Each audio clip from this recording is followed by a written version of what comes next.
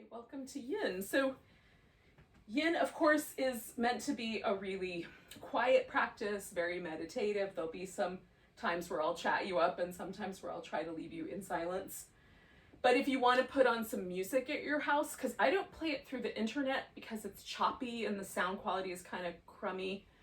So if you wanted to put some, I call it sort of sonic wallpaper on the background to create a nice vibe, you could do that. Or whatever music you want to listen to, even non-sonic wallpaper. And then, make it cozy, make it comfy. I've got a couple of blankets. It's chilly the last couple of days, so if you need some extra layers or whatever, grab all those things. So you'll have everything you might want. I'm going to start in a fishy butterfly. The fish pose aspect of that is an elevated upper back. So I'm going to use a pillow for that. Another option would be if you have some yoga blocks, you can put a yoga block under your shoulder blades and then something to support your head, either a second block or a pillow or something like that. Or you can take a blanket and kind of roll it up. So you're sort of making what's called a pranayama pillow. They make pillows that are just for this purpose, just little skinny long pillows. You can put that either down the length of your spine or across about level with your shoulder blades. And that will give you this kind of fishy setup. So any of those options are great. And then I'm going to do a butterfly with my legs instead of the normal fish pose, which is straight legs. So I'm going to put my feet together, have little butterfly wings. All right, now with all that explanation, hopefully you'll figure it out.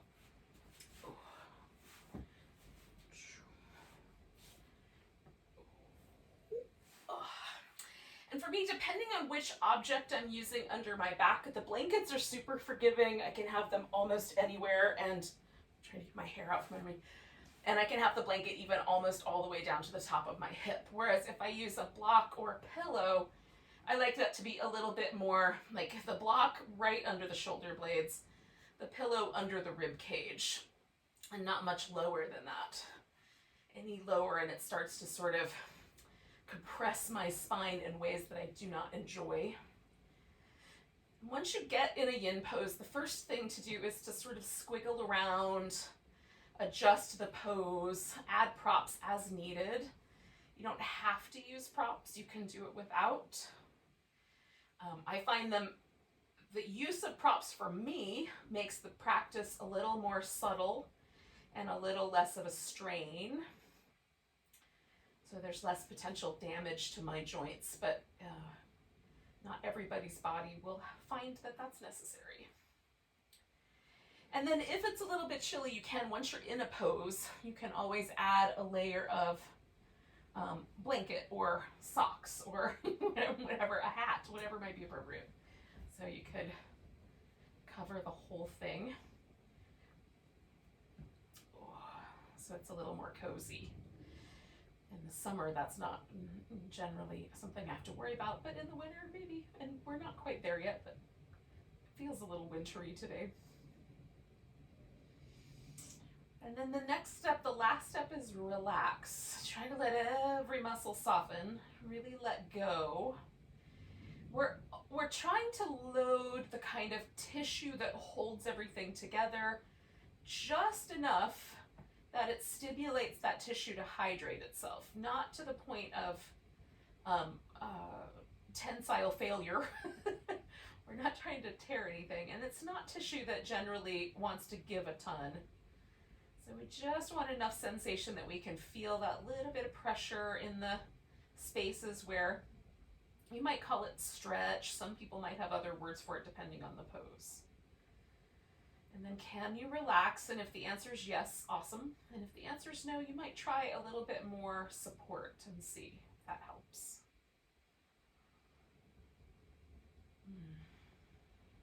Now I just generally work with a deep, smooth, rhythmic breath. Nothing too fancy. If you need to keep your mind a little more still, you can do a breath where you sort of pull it through the vocal cords so it makes a little bit of a like seashell against your ear sound. And that requires a little bit more presence, so it'll keep you a little more focused.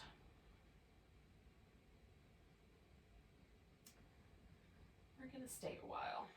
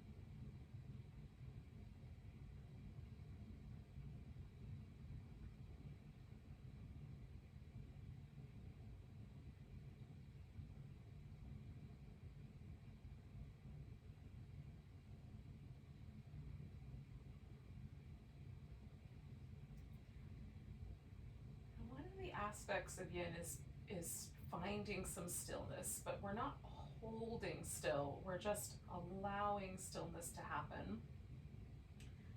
So if as the next minute or two unfurl, you feel the need to make little tiny adjustments to the body or slightly rearrange, you can definitely do that. Just notice if there's kind of a fidgety quality to it, a nervous quality to it, or if it's a response to the way the pose is unwinding.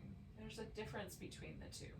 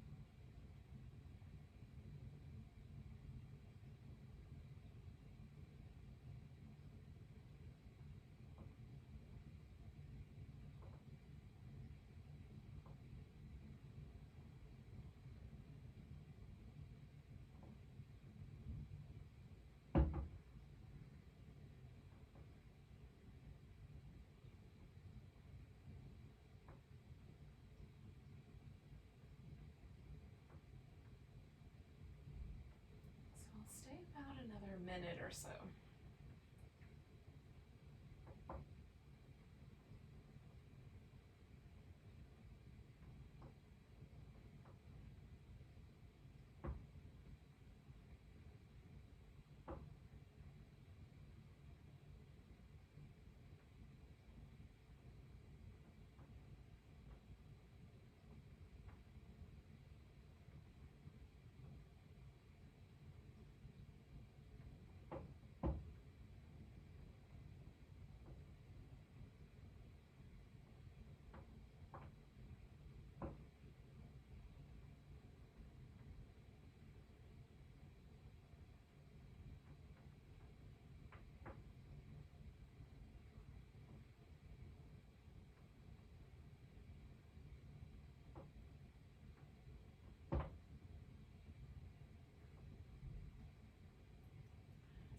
A few more breaths, but just as a note for coming out, generally we want to emerge from the poses kind of slowly.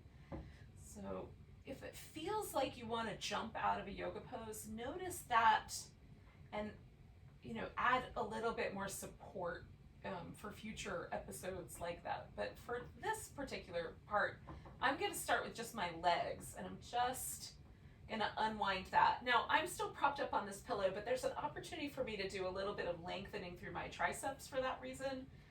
So I'm gonna hang out on this a little bit longer and let my arms kind of hang out in space over my head. I don't have a ton of extension in my shoulder, so my arms hang in this space here. Some people's arms can extend farther back and you might land on the ground. And then you can kind of stretch the arms along the floor if that's the case.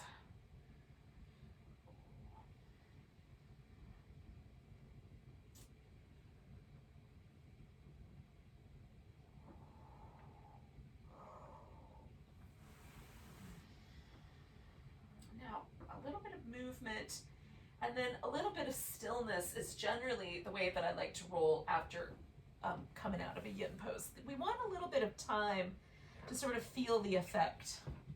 Sometimes we'll do a couple of poses in a row and then we'll pause, if we're doing something all on kind of one side, then we can kind of pause in the space of that after the couple of poses. But generally in between some number of poses, we want to take a few moments and notice.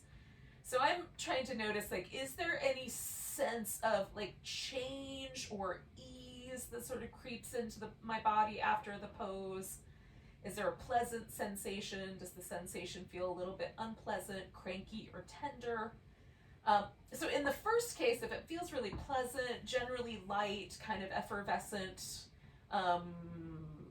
hydrated, smooth, those are all cues that I consider permission or like a positive response from my tissues of my body.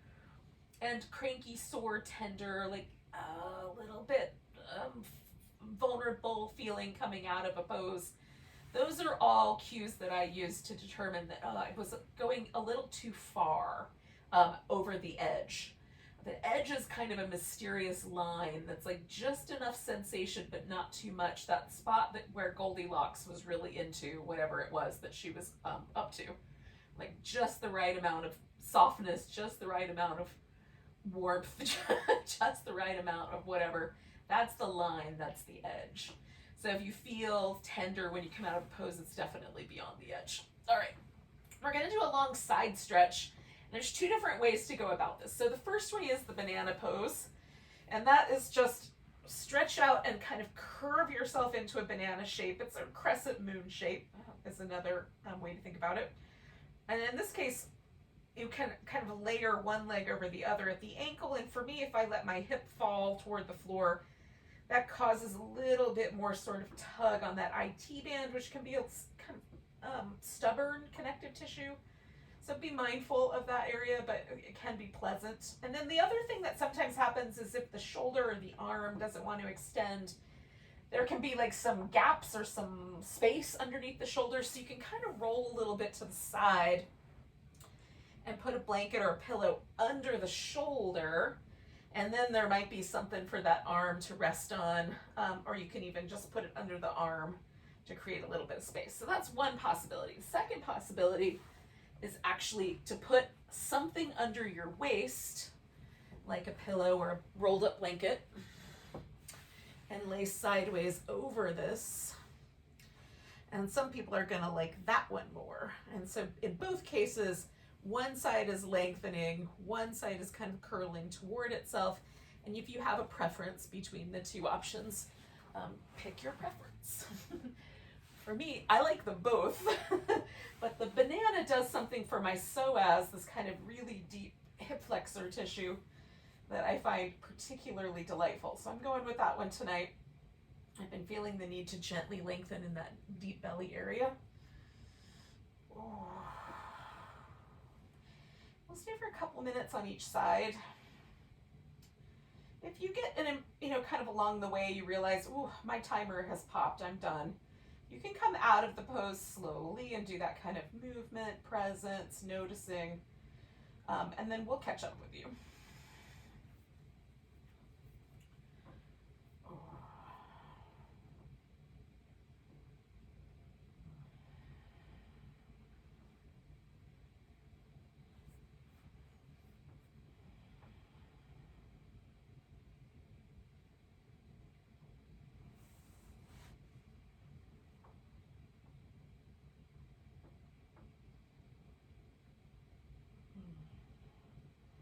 Again, there's just this sort of sense of letting everything unwind internally, releasing any tension down the central channel of the nervous system,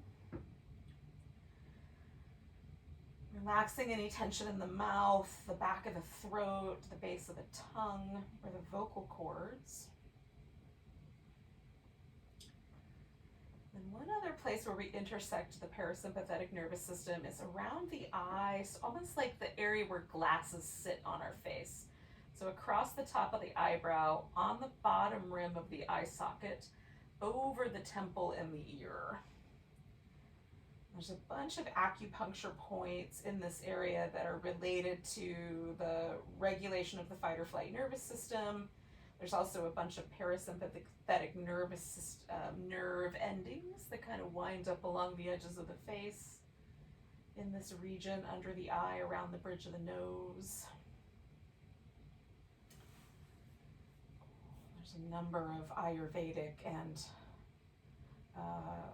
traditional Chinese medicine applications to kind of working with a little bit of a massage in this area, so you can pinch across the top of the eyebrow or do a little kind of massage above the eyebrow. if this is particularly difficult area to relax.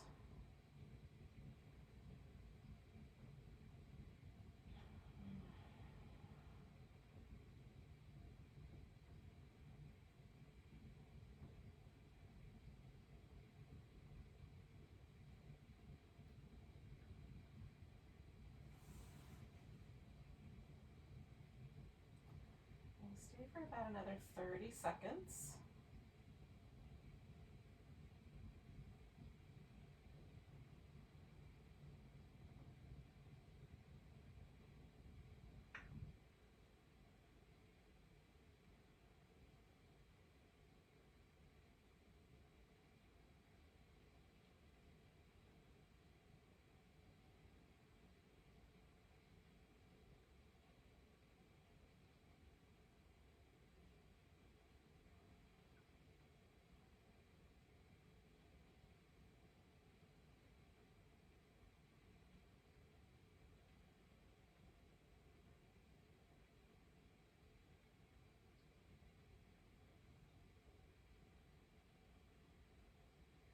I'm going to take 2 more big breaths, and then I'm going to gently sort of meander out of this pose, give myself a little moment.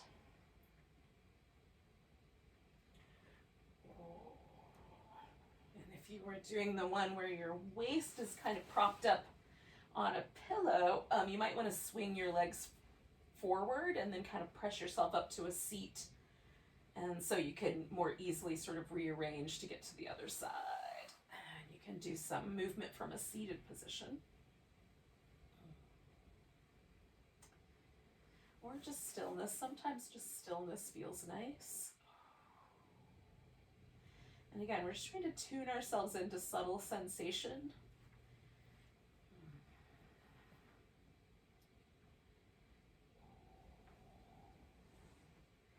One of the things I really like about Yin is that it really is trying to draw us in towards the subtle.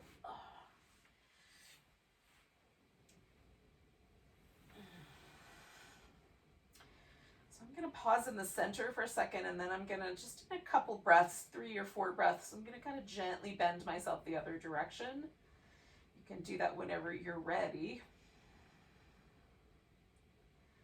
There's little cues that I wait from my spine where it just kind of feels like both halves of my, both sides of my spine are the same. And then I know that's the cue for me to move on to the next side. I can't exactly come up with the right articulation of words to explain exactly what that feels like. It just feels more even. How's that? I don't know that that's adequate, but there you have it.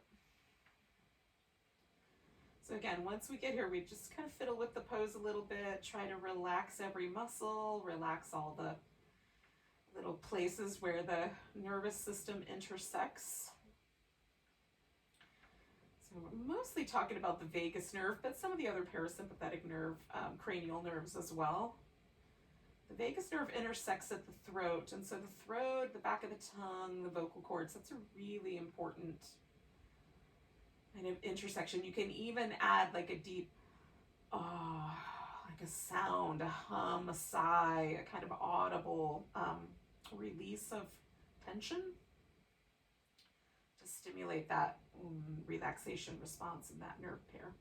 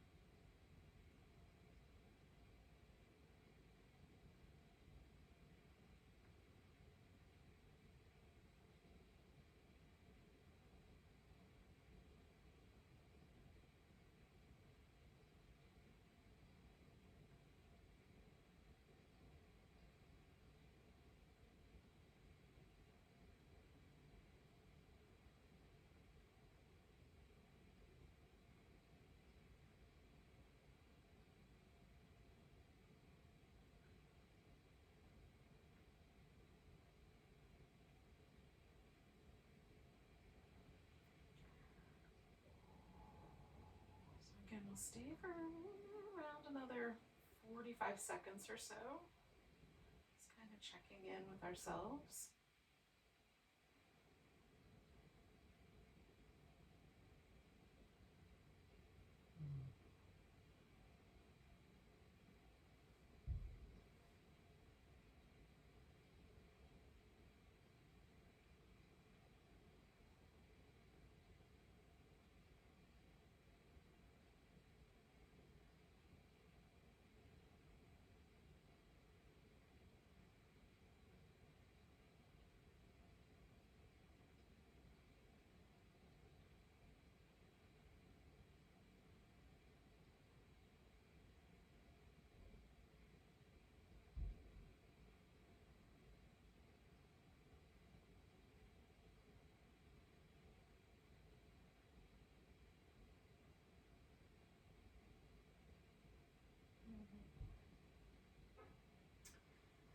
So again, I'm going to take 2 or 3 more breaths and then kind of wander out of here and add a little bit of movement and noticing.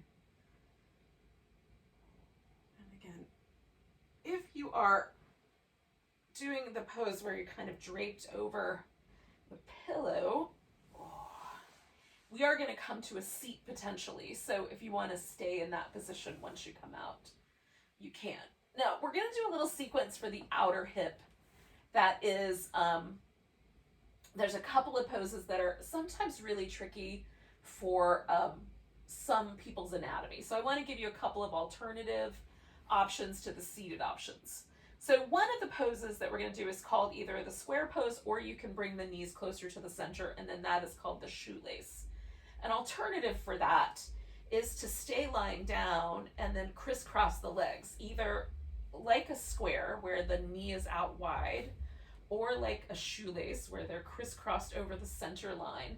And you can do it just like that, or you can use like the edge of your couch or an ottoman or whatever you've got. I'm going to use the edge of this table where you can prop one leg up and bring the other leg on top, right? So some version of this is an alternative both to that square shoelace or to the swan that we're going to do on the tail end of it.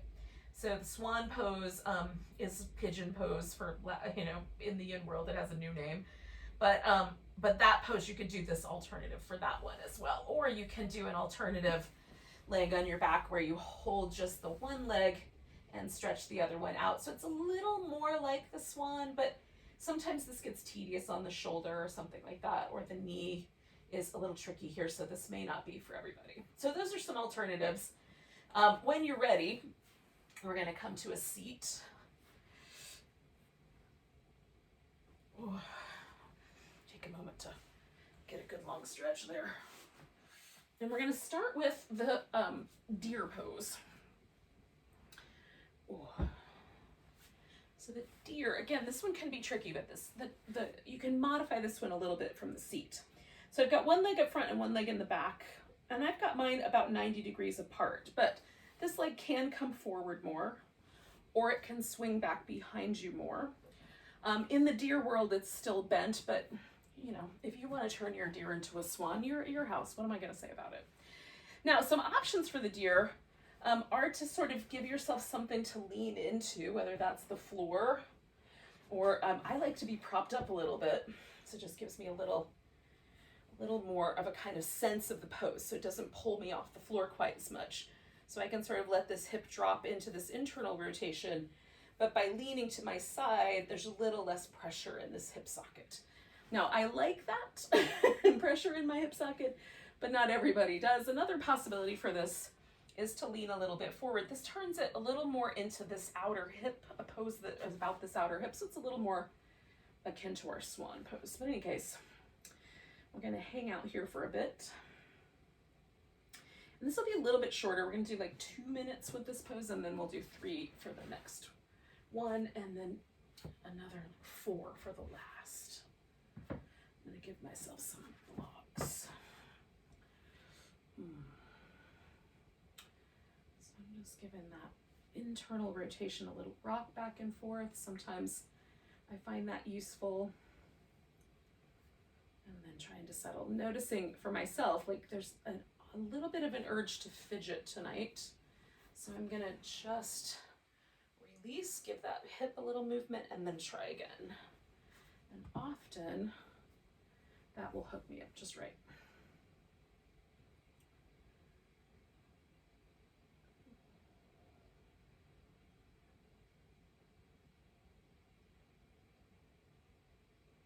So what we're after with this pose is an unusual arrangement of the legs, a way that we don't habitually sit. Particularly for me, this hip back here is the non-habitual version.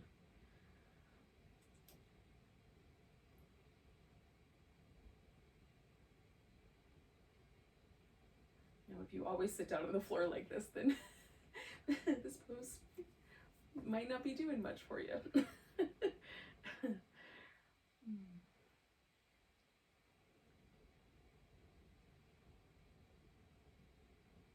Got probably another 45 seconds or so.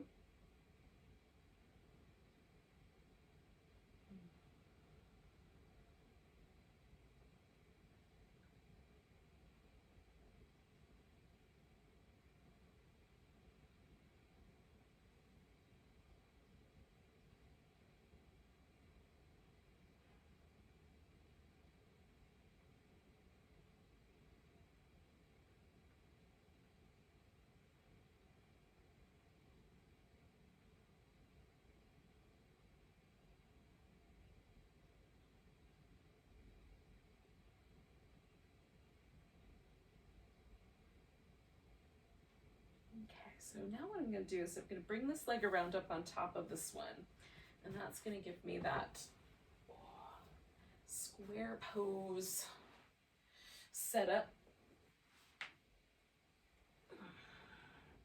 Now you can modify this as well. This can just be like a cross-legged sitting position.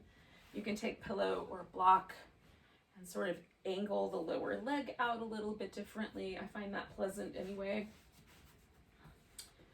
And then the main thing is we're trying to get the thighs to come either parallel or in a little bit so that it targets this outer hip area. If you feel it there, that's the important part. Ooh, and then we try to do all those little steps. Relax, try to let the whole body soften. Relax all of those kind of nervous system intersection points that are easy to pay attention to.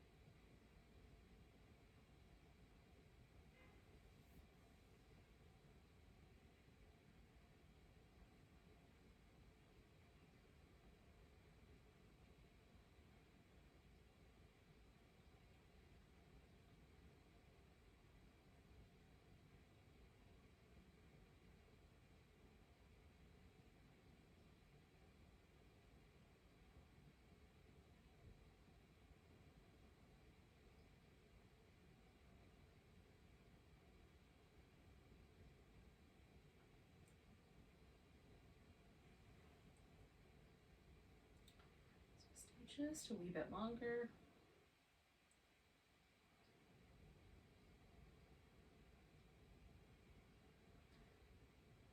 About 3 more breaths.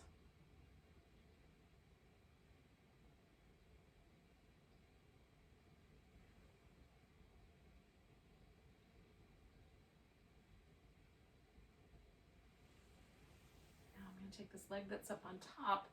And it's essentially going back where it came from, except all the way straight now into the swan.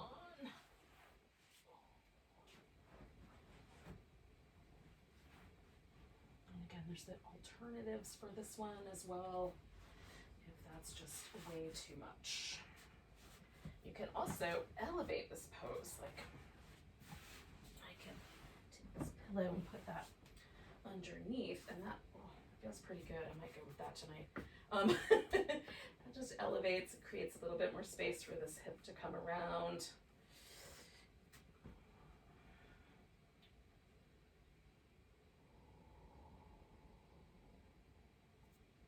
Again, the theory here with my sequencing is that we're going to stay with this guy for about 4 minutes.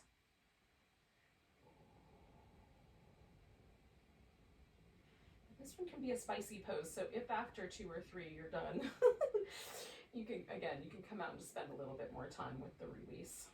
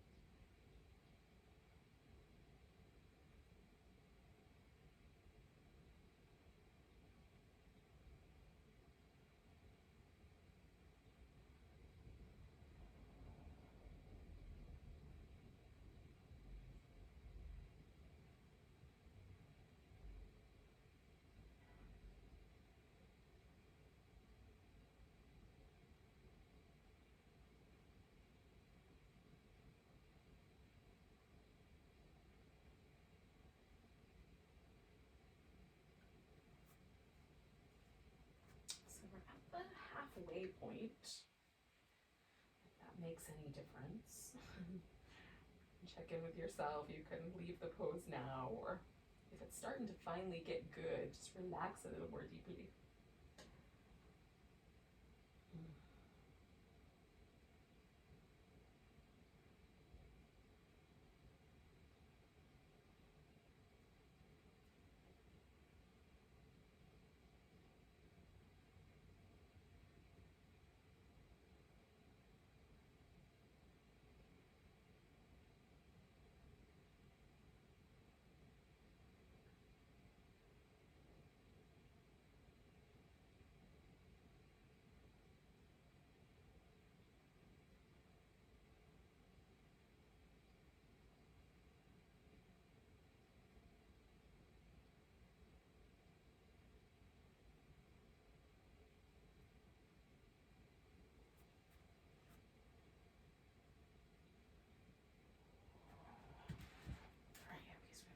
Few more breaths.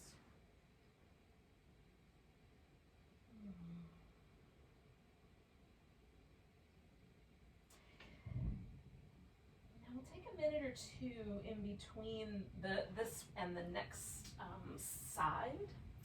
So you can, do some movement that you like, either seated, or you could do some little kneeling things, like some little cat shapes or something along that line. You can lie down and do some movement. That's what I'm gonna do. Oh, kind of stretch out like a big starfish.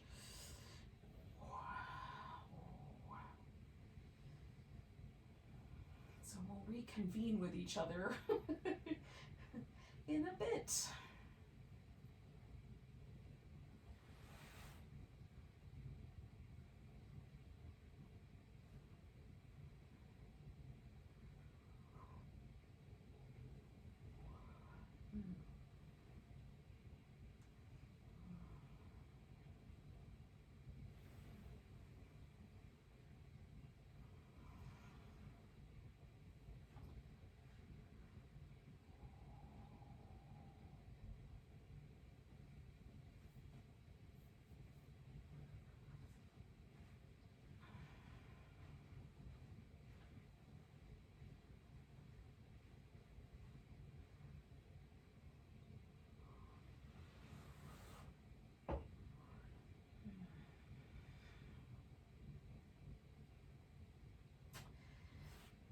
So the front of the body, the kind of hip flexor, quadricep, lower abdominal region, is the home in Chinese medicine of the meridian pair for the stomach and the spleen.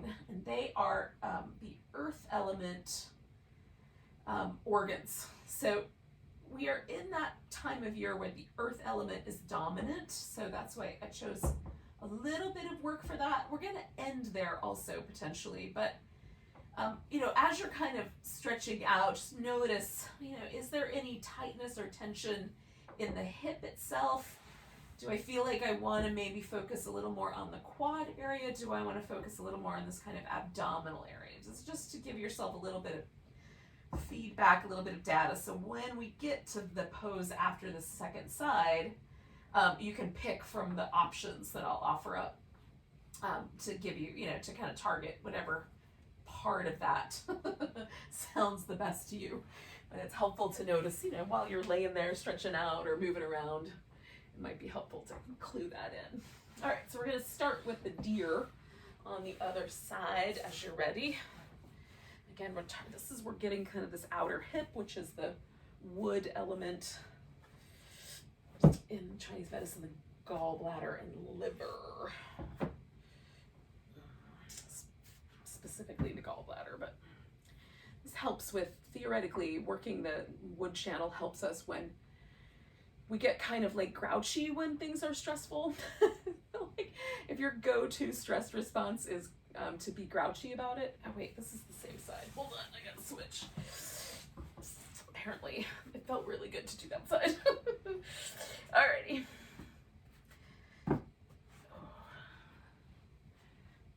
Working with outer hip, working with the outer hip and inner thigh, kind of help calm that sort of grouchy response. That's the theory anyway. You guys will have to tell me if it works. So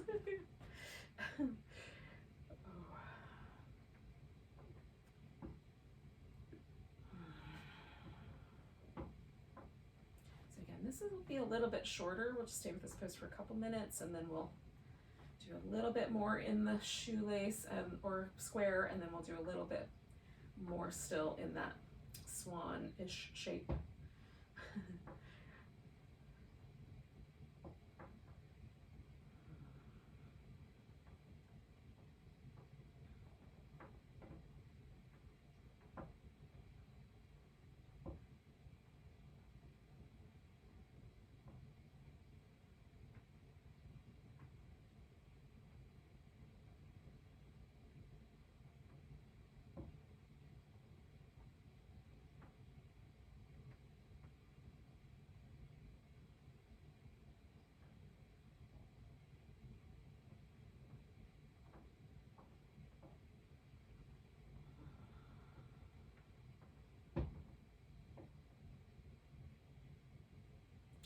A wee bit longer here, and again sort of noticing like any tension that develops in the throat, the mouth, or around the eyes. Sometimes it's just habitual. I have really deep woven habitual tension patterns that are super unconscious. They fly right under the radar. So I check in periodically just to see, monitor that, remind myself to relax. I'm trying to weave a new pattern there. Sometimes the reason that there's tension there is because the pose is too spicy, so that's also something to notice. All right, so I'm gonna take a nice big breath, and then I'm gonna release this deer shape and bring that leg around. You might wanna do a little rock the baby before you land. And again, you might stack the legs up on top of each other, or maybe employ pillow or a blanket or a block to help kind of readjust the angles. You can sit up tall, you can lean back a little bit even if it's too much on the hip. Sometimes leaning back will take away some of that pressure from the joint itself. And kind of everything that's kind of connected around, like the greater trochanter of the femur. It takes away a little bit of pressure from that area.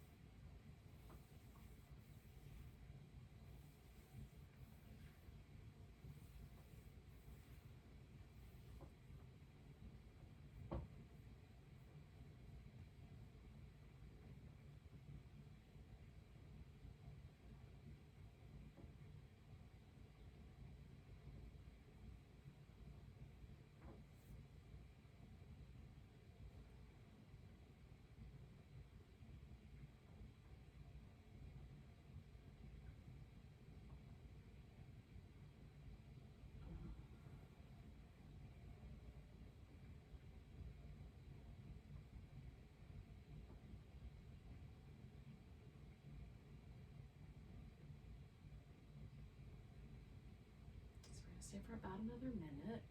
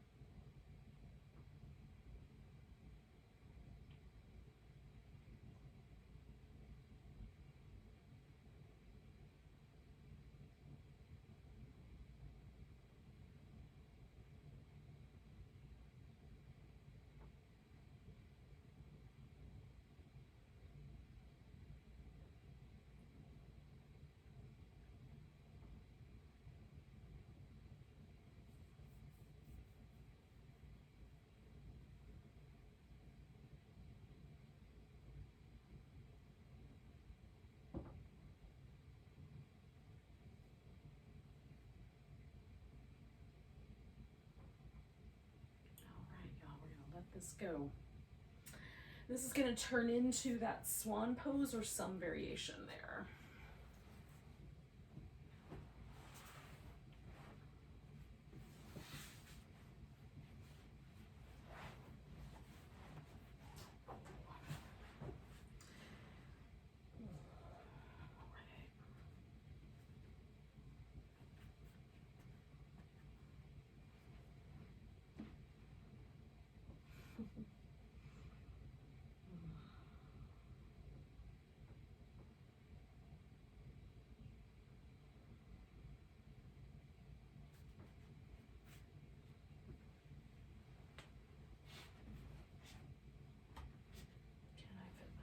Amongst the jack-o'-lanterns.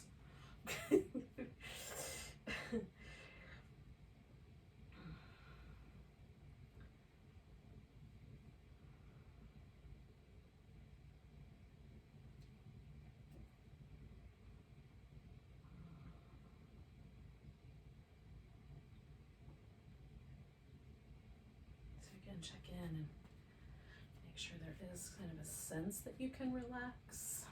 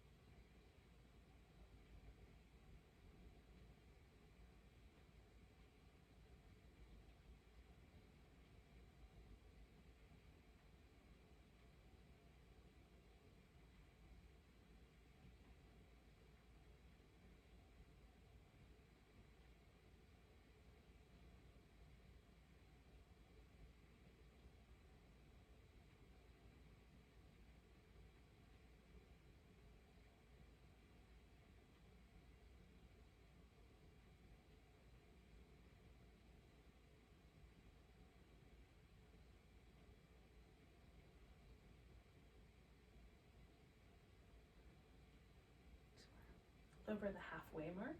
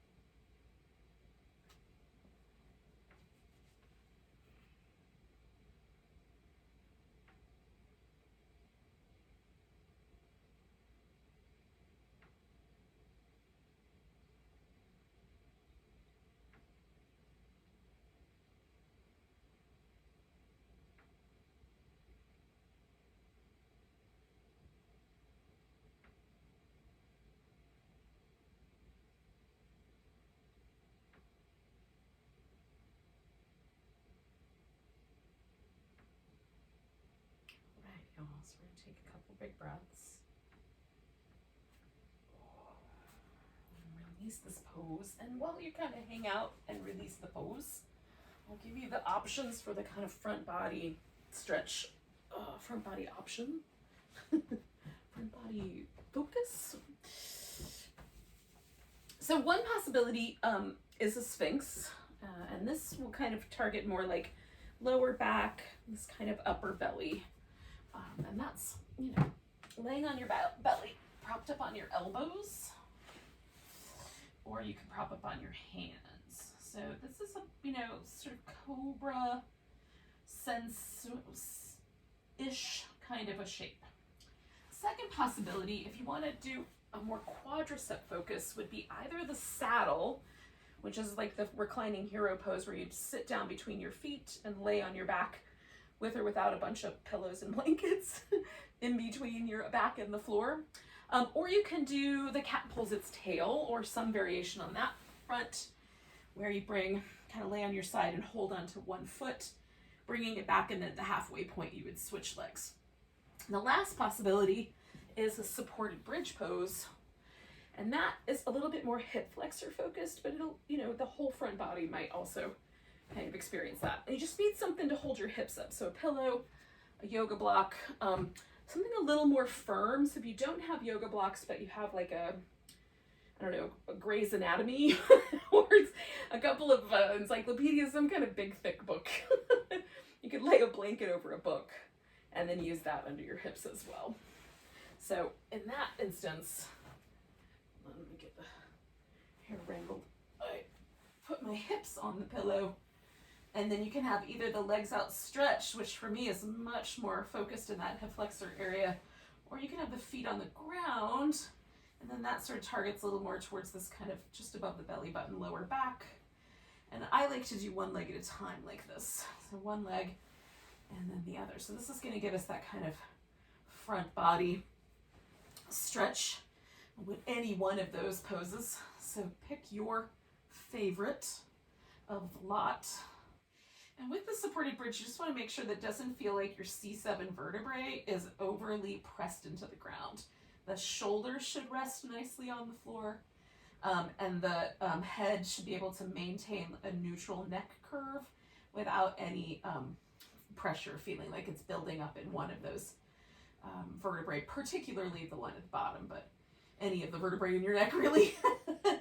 If you wanted to, at some point with this particular pose, you can bring your legs up off the ground and do more of a supported shoulder stand. That's a little less yin and a little more yang, but you know, a few moments of that is not going to be problematic. All right, friends, we're gonna hang out here for around 4 minutes or so. I'll give you a little halfway mark.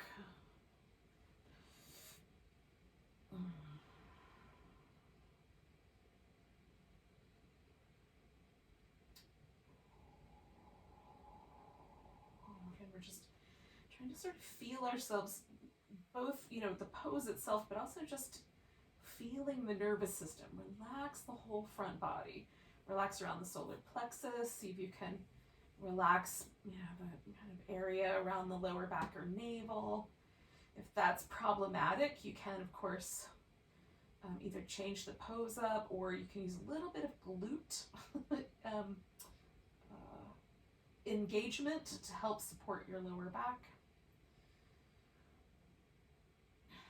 I don't know what this hand motion, why that meant engagement, but there are times where I notice I'm doing things that I later realize are hilarious. But in any case, off we go now. Let's stay for a little bit longer.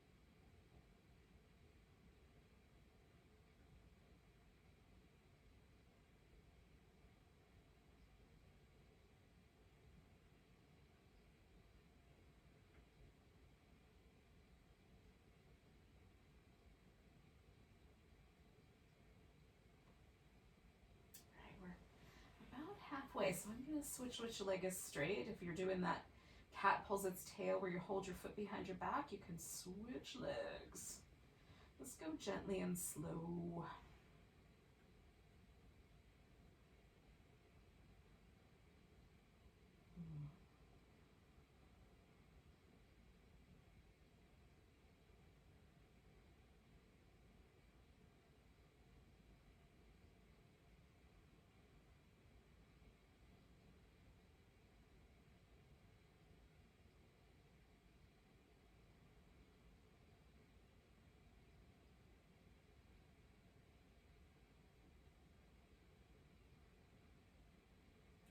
Notice any tension that develops around the mouth or the lips in particular. It's also, there's a bunch of little acupuncture points for the stomach that wrap around the corners of the edges of the lips. Sometimes if we're sort of overworking, we might feel a little tingle there or a little sense of tension. See if that can be soft and fluffy.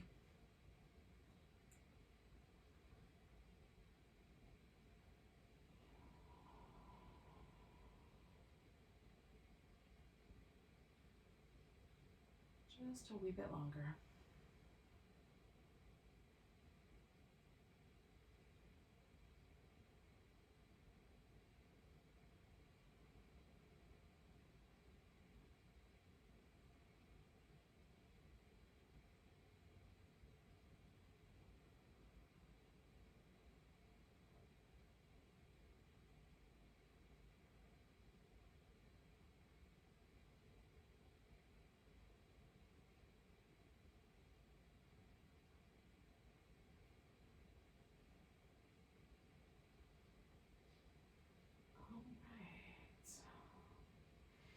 So I'm going to begin kind of my release from this pose just by putting my feet on the floor. I'm going to kind of shove, squiggle off of this pillow. It might mean that you have to lift your hips or come down out of your Sphinx or gently unwind your saddle, whichever choice you made in of the poses. And then whichever you think is the best kind of release. It might be laying on your belly, doing some little windshield wiper legs, or laying out on your back, or in some other way.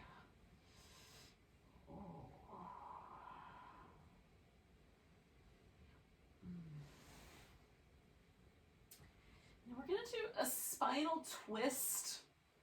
I'm going to do a reclining version of that. If you have a preference to do a seated version, you could. So I'm going to do this version that's called the twisted roots, where you sort of eagle wrap the legs and then take them over to one side. And I use the pillow to kind of fill in the gaps, plus it lets me kind of drape my shins over the edge and gives me something to hold. Now this little area right here in my lower back, I like to take a blanket and fill that in. And that gives me something to sort of lean into, which lets my shoulder relax a little bit more completely. So I find that really helpful. It's optional, of course. And then you can have your head kind of stay level with the breastbone. You can turn it away from the direction your legs are going in, or you can turn the head the same direction as the legs are moving in, whatever feels like the better option for your neck. And again, we're going to settle. We'll stay with this for about 3 minutes on each side.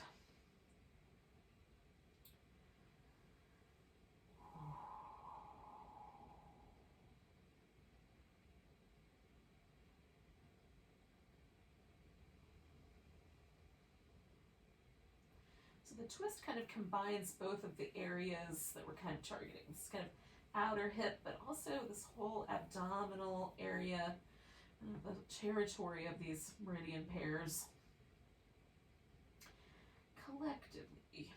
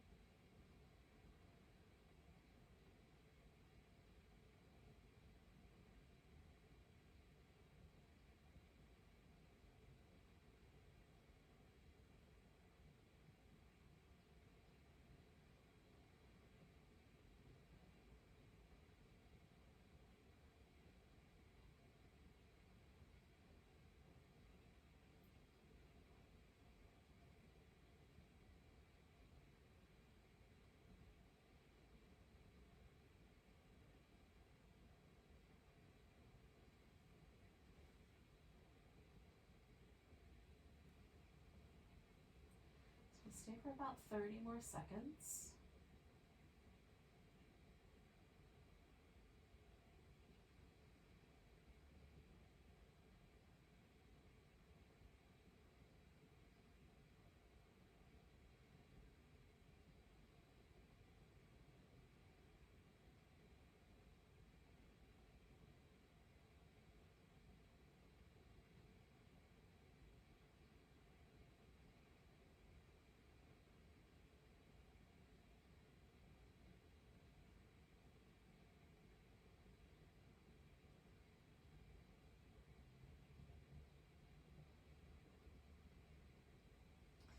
I'm going to take one more breath. And then I'm going to unwind this like little at a time until I'm back in the center. I'm going to pause there, maybe do a little movement, maybe just stretch out. And just relax.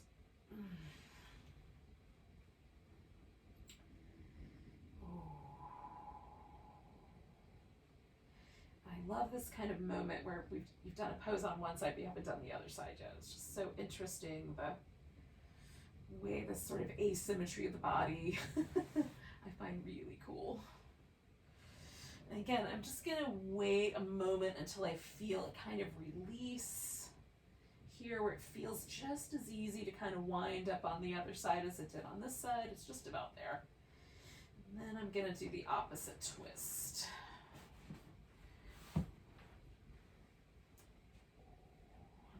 Spend a few minutes here.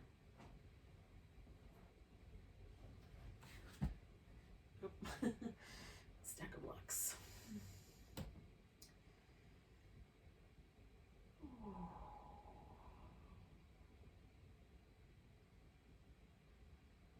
Sometimes this is one of those poses for me where it doesn't feel like we're in this pose as long as we actually can be. So I apologize if I've take it a little long, but hopefully it's a nice pose for you. It's easy and restful.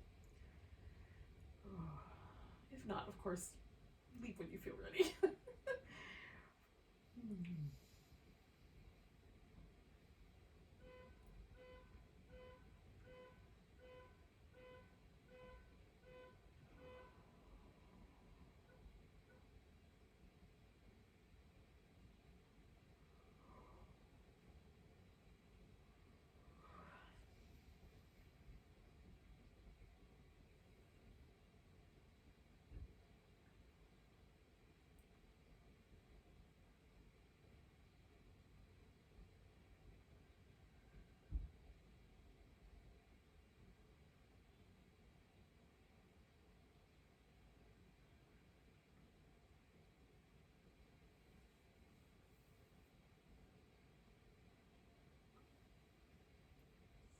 Stay for another minute or so.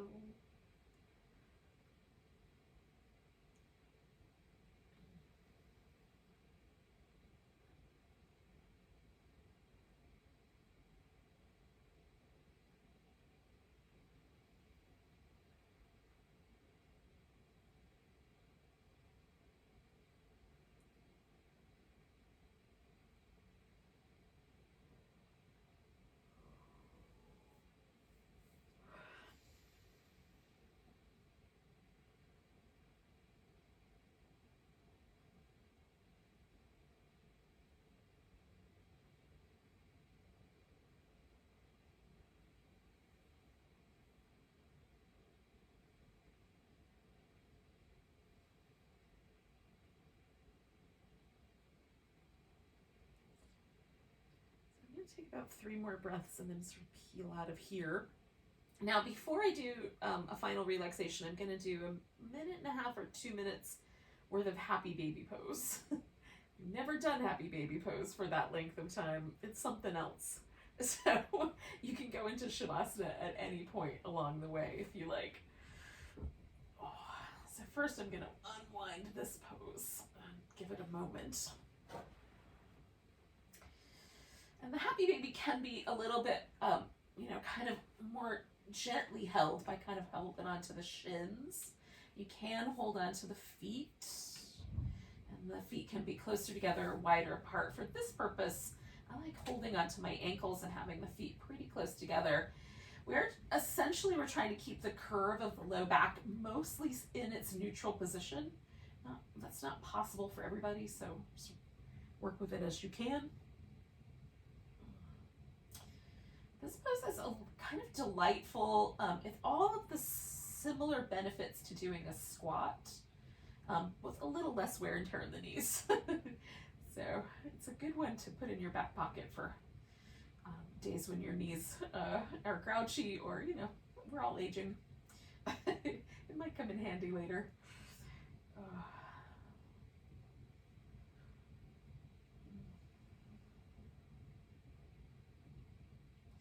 Most I'm just trying to let my arms kind of hang on there so that the weight of my arms draws my knees into that sort of squatting position just a little bit more.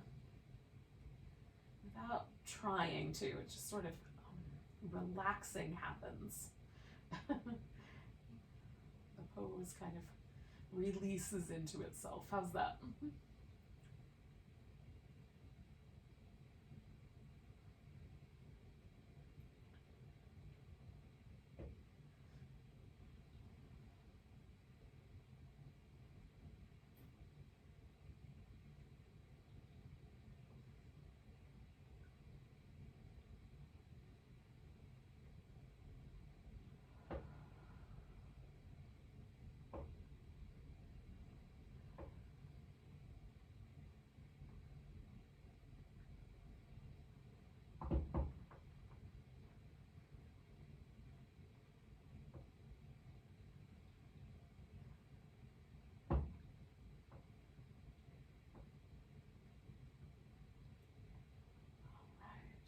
Take about 3 or 4 more breaths. And then I'm going to release this into a Shavasana. You can also do legs up the couch or legs up the wall if you have a wall space without a lot of stuff on it.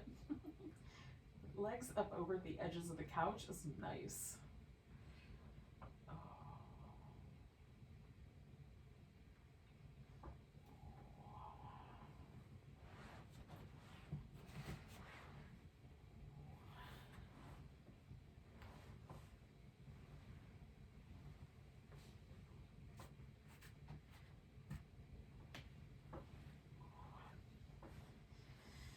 Got a blanket or a pillow that you can put under your legs. That makes the hips relax a little bit more for a lot of folks. And of course, a snuggly blanket is always nice on a cool day.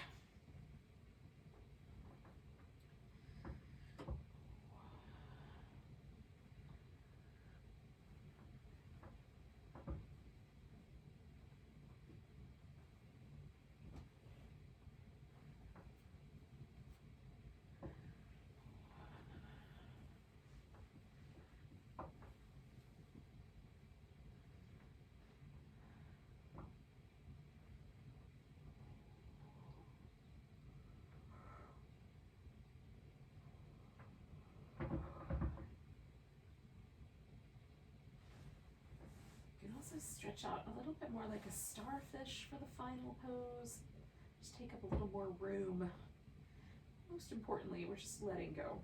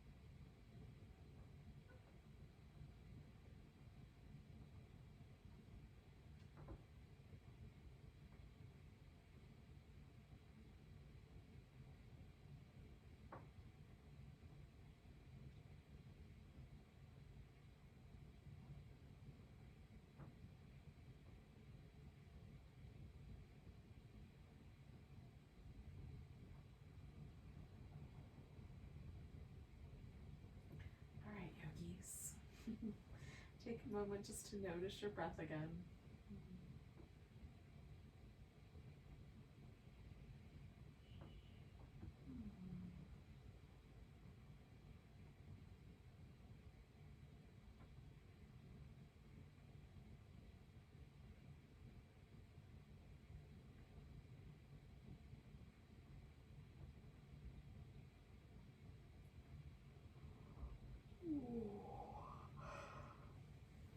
You could stretch and move around. Eventually, we're going to come to a seated position.